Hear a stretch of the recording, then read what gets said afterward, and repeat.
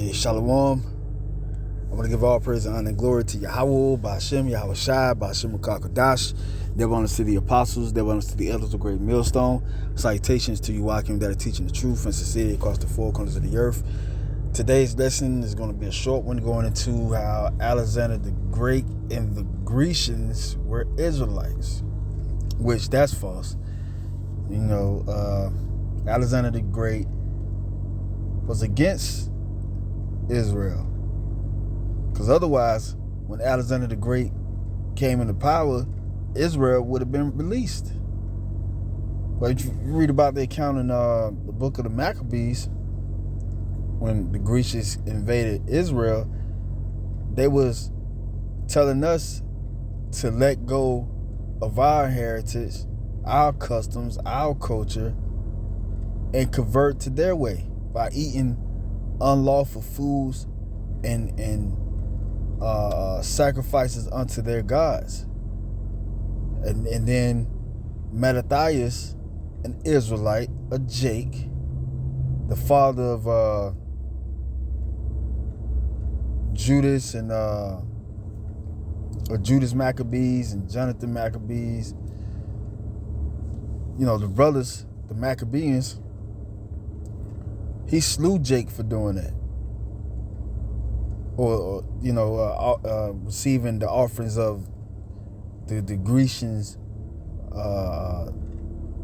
gods that the Grecians offered unto. He killed Jake for going up there and partaking in that. And then he fled off in the wilderness with his sons and the rest of Jake that didn't want to be under the vibration of the Grecians. So you, one body in Yahweh Shai, y'all literally need to go back and research and study, because obviously y'all don't have the truth. The truth is, Alexander the Great and the Grecians, they are enemies. They were enemies, and they are enemies still to this day.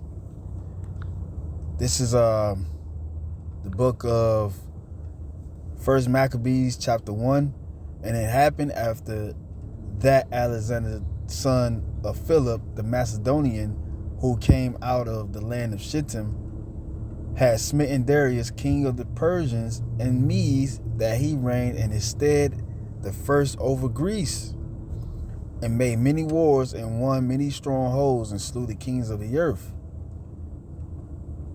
So where is the victory of Israel in this? As a matter of fact, you can read down after Alexander the Great died and the four generals came into power, and those that were under them did their bidding, they was slewing Israel. Look right here. It says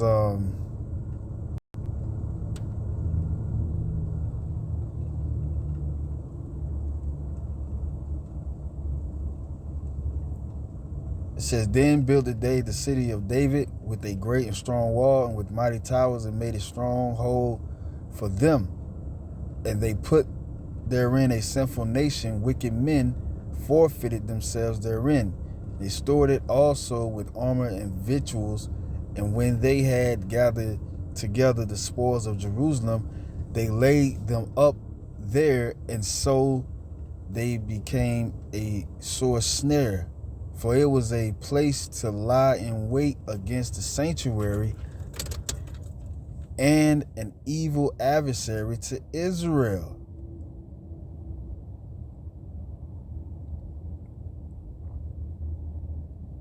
Hold on, let me go up verse 30.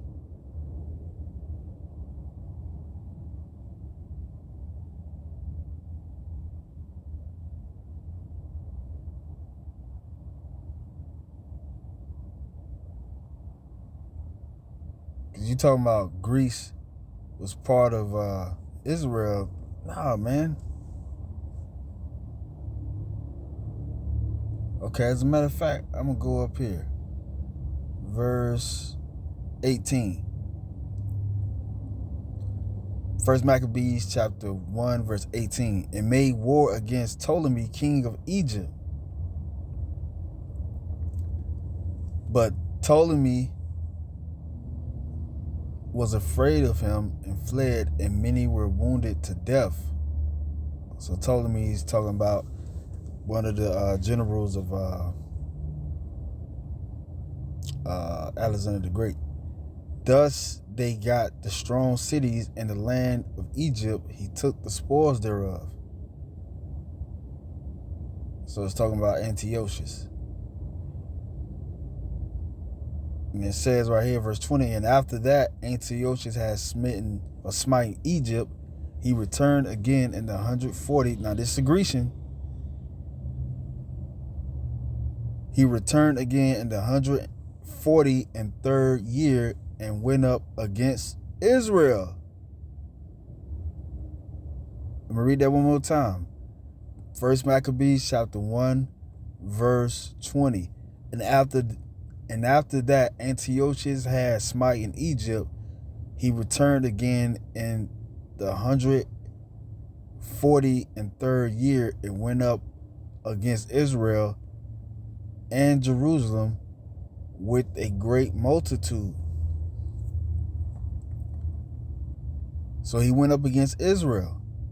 So how is this title correct? How is this title true? This title is not true. This title is literally false.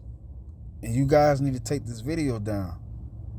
Because first of all, now one of you guys are preaching on this video, doing a breakdown about Alexander the Great and the Greeks that were Israelites. And also you just got music playing in the background. Like it's not edifying to the flock of the Lord. Verse 21, and entered proudly into the sanctuary and took away the golden altar. See, they messed up the Lord's altar, man. They went in there proudly, messing the Lord's sanctuary up. Come on, man. How was they ever part of the nation of Israel? And the candlestick of light and all the vessels thereof. Verse 22, and the table of the showbread and the pouring vessels and the vials and the censers of gold and the veil and the crown and the golden ornaments that were before the temple, all which he pulled off. This is your boy, Antiochus, which was part of the Grecian Empire.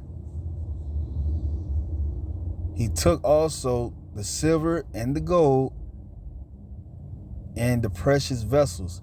Also, he took the hidden treasures which he found. And when he had taken all away, he went into his own land, having made a great massacre and spoken very proudly. Therefore, there was a great mourning in Israel in every place where they were. So there was Israelites. Why did they cause mourning in the land? Why didn't Israel get the victory when Alexander the Great got the victory, when the Lord raised up Alexander the Great for his purpose according to prophecies, like it says in Daniel chapter 7? Why didn't we partake in that? Why? Because they weren't Israel. They are not Israel.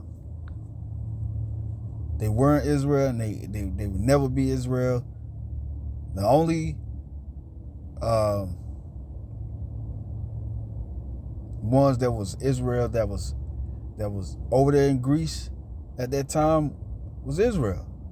You know, Israel that converted to the Greeks' way, those were Israelites, but they was deemed in the eyes of the Jews back then as Gentiles, as heathens, because they carried on the customs of the Gentiles and the heathens. They didn't carry on the customs of their heritage, which are Israelites. So yeah, y'all gotta